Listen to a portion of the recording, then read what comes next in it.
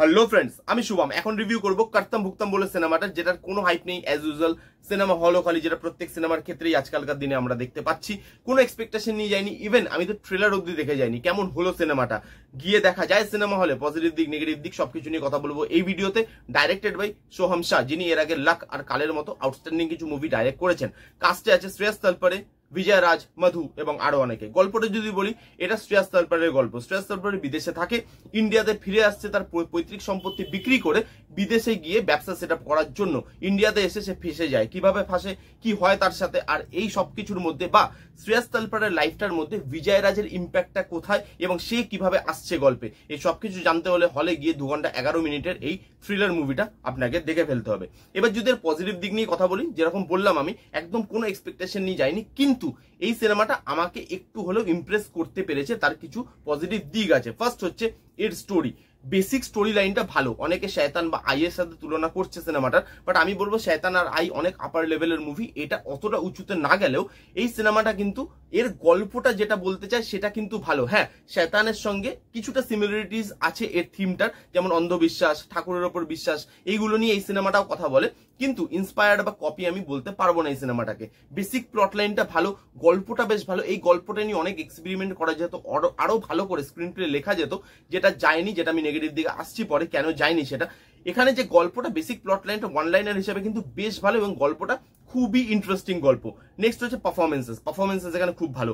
শ্রেয়াস তালপরে হোক, বিজয় রাজ হোক, মধু হোক, প্রত্যেকে, এবং ইভেন যারা যারা সাইড পারফরমেন্সে ছোট ছোট রোলেও ছিল তারাও কিন্তু বেশ ভালো পারফর্ম করেছে। প্রত্যেকের পারফরমেন্স ভালো, স্ক্রিন প্লেতে তাদের জায়গা দেওয়া হয়েছিল এবং যেহেতু ভালো পারফর্মার, তারা পারফরমেন্স দিয়ে সিনেমাটাকে কিছুটা হলেও আপলিফট করতে পেরেছে। আর গানগুলো ভালো, এমন না গানগুলো বেরিয়ে আপনি অনেকবার করে শুনবেন, হল থেকে বেরিয়ে হয়তো ভুলে যাবেন, কিন্তু গানগুলো ওই হলে বসে এই থিমটার সাথে শুনতে আপনার বেশ ভালো লাগবে। এইবার চলো নেগেটিভ দিকে নিয়ে কথা বলি। এই সিনেমাটার ফার্স্ট নেগেটিভ দিক হচ্ছে এর বিজিএম। গানগুলো ভালো, প্রথমেই বললাম সোনু নিগমের গান আছে, মিকা সিং এর গান আছে, যেগুলো শুনতে ভালো লাগে, কিন্তু বিজিএমটা বড্ড লাউড। স্যাড জায়গায় বিজিএম লাউড, এবং যেখানে এনার্জেটিক জায়গা আছে সেখানেও বিজিএম লাউড। বিজিএম এর কোনো ডিফারেন্সিয়েট করতে পারবে না, কানে লাগবে আপনার বিজিএমটা। ইভেন এক এক সময় তো অ্যাক্টর অ্যাক্ট্রেসের কথাও শোনা যায় না বিজিএম এর জন্য। তো বিজিএম বড্ড লাউড এবং বিজিএমটা এক ধারায় হয়ে গেছে।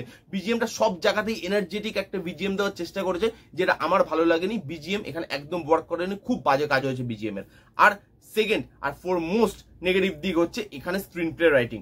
এই গল্পটা এত ভালো ছিল, এর মধ্যে অনেক টুইস্ট অ্যান্ড টার্নস, অনেক আপস অ্যান্ড ডাউনস দেওয়া যেত স্ক্রিন প্লেতে, এটাকে এঙ্গেজ করা যেত, কিন্তু এই সিনেমাটা আপনাকে খুব একটা এঙ্গেজ করতে পারে না। এই সিনেমাটা 2 ভাগে হয়েছে। ফার্স্ট হাফটা গল্পটাকে বিল্ড আপ করেছে এবং সেকেন্ড হাফে আপনাকে টুইস্ট অ্যান্ড টার্নস গুলো দিয়েছে, থ্রিলটাকে রিভিল করেছে।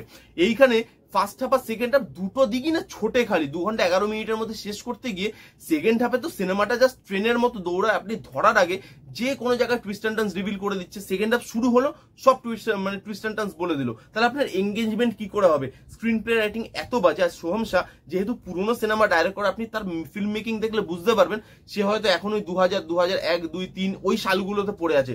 2024-এর মেকিং বলে এটা আমার মনে হয়নি।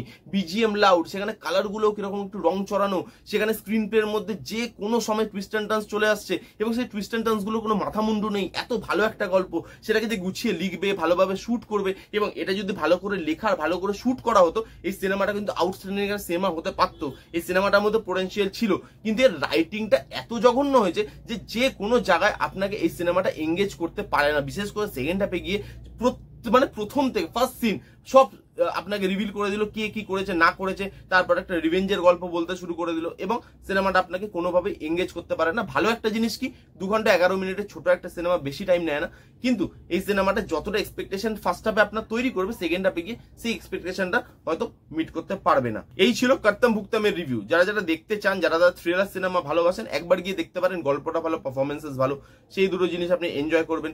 বাকি আপনার টাকা, আপনার চয়েস। এই রিভিউটা কেমন লাগলো জানাতে ভুলবেন না। রিভিউটা যদি ভালো লাগে তাহলে please give it a Thums up, like করবেন, কমেন্ট করবেন, শেয়ার করবেন, চ্যানেলটাকে মাস্ট সাবস্ক্রাইব করবেন। দেখা হচ্ছে নেক্সট কোনো ভিডিওতে। ততক্ষণ bye bye, take care and be safe.